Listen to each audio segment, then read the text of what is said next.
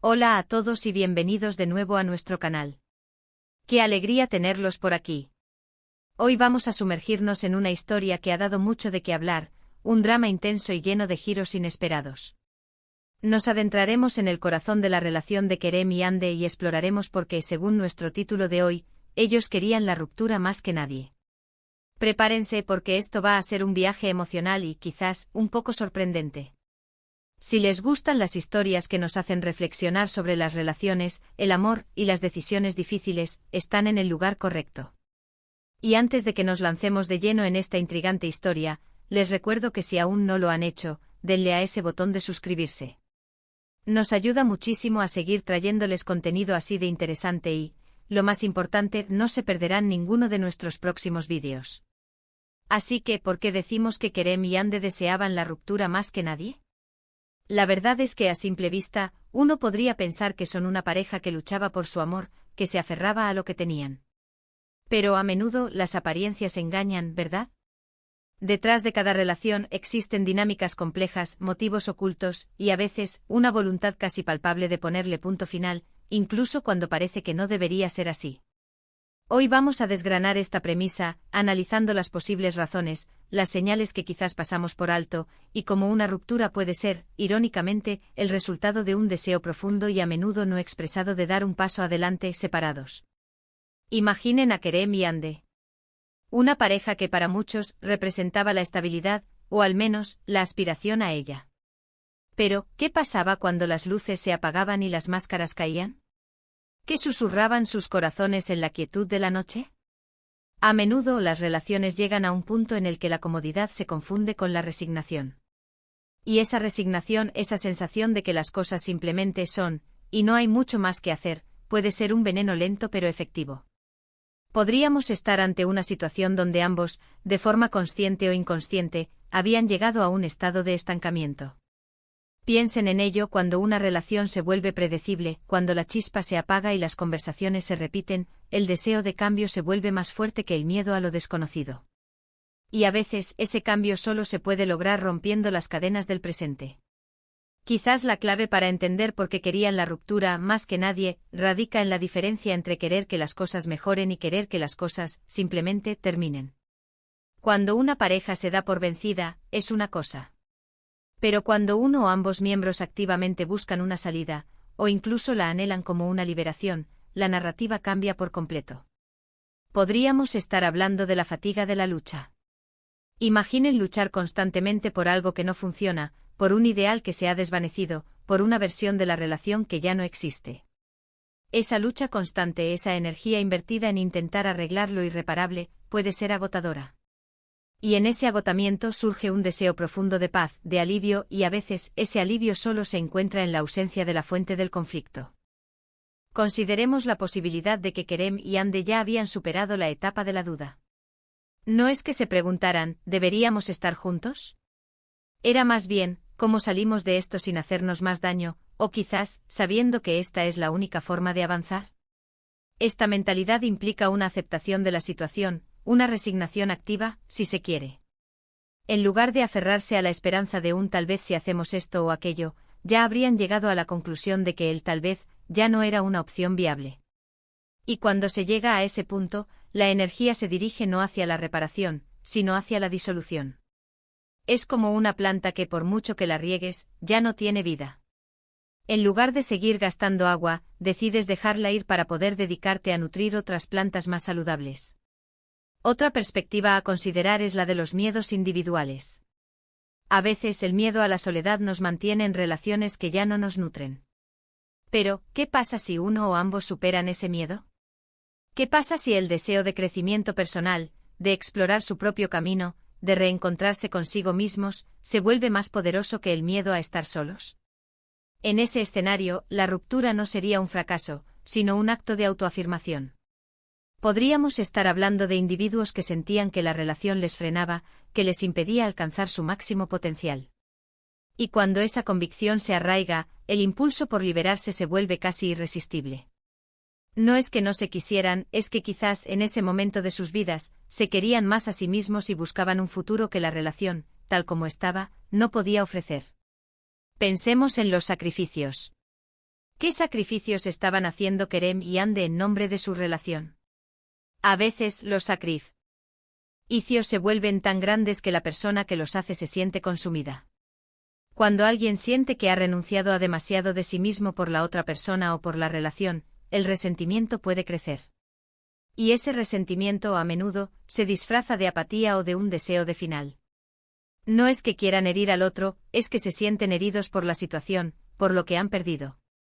Y la ruptura se presenta como la única vía para reclamar lo que sienten que les han arrebatado, o lo que han dejado de lado. Podríamos también estar ante una situación donde la relación se había convertido en una jaula dorada.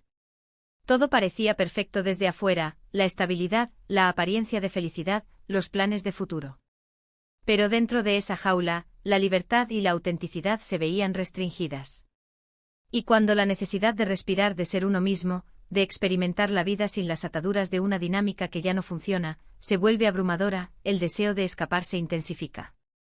En este caso, Kerem y Ande no solo querían la ruptura, sino que la necesitaban como un salvavidas. ¿Y qué hay de la influencia externa o de las circunstancias?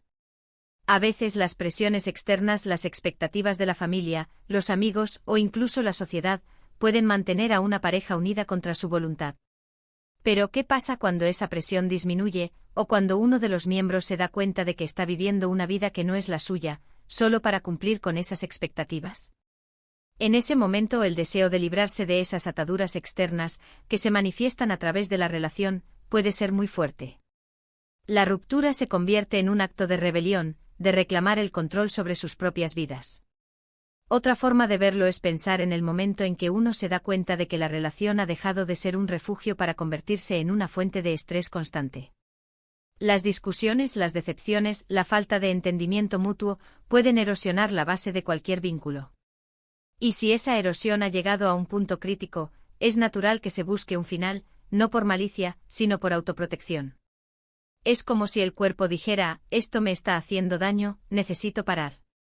Y esa necesidad de parar, de sanar, de alejarse de la gente causante del malestar, puede ser un deseo mucho más profundo y urgente que el de mantener algo que ya no aporta bienestar.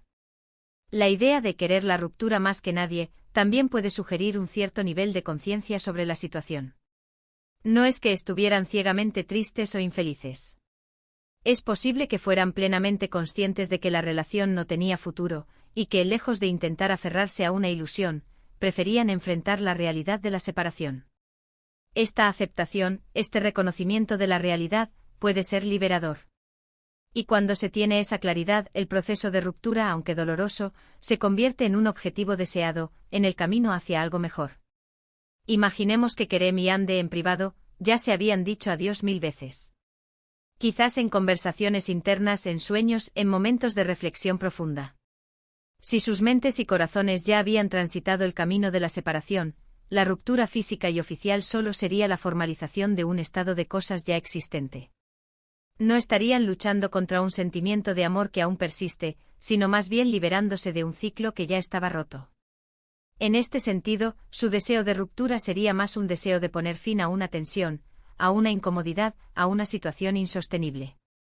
Podríamos plantear la hipótesis de que Kerem y Ande habían alcanzado un punto de equilibrio en su infelicidad.